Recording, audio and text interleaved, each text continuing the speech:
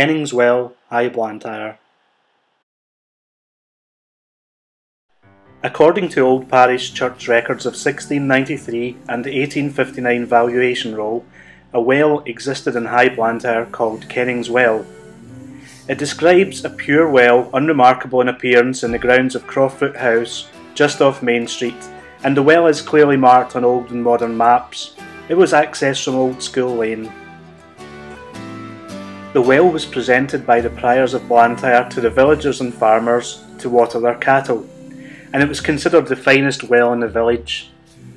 Kennings Well, or St Kennings, has no direct reference to any saint of that name.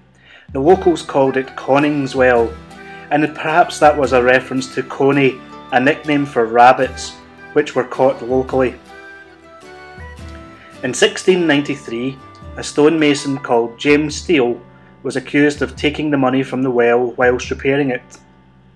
Let's go outside now and see the well for ourselves. So here I am today in the gardens of Croftfoot House in High Blantyre, and at the very back of the garden there's a small path leading round to the right. The hedges beyond lead on to Kirkton Park, and if we follow the path round we can find the well quite easily. Here's the well there, that's Kennings Well, and as you can see today it's quite overgrown by bluebells and ferns, and the well is reported to be over 500 years old. Today of course it's capped off with a modern concrete slab to make the 15-foot drops nice and safe.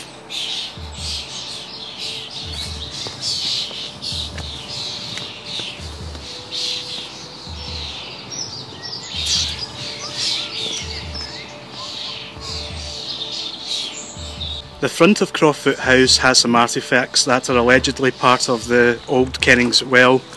Above the door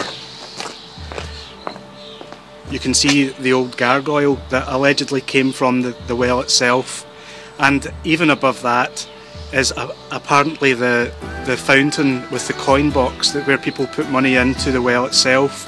But these have fallen into disrepair over the centuries. As you can see from the lintel above the door, the house was built in 1731, and at some point these artefacts from the well itself have been mounted above the doorway.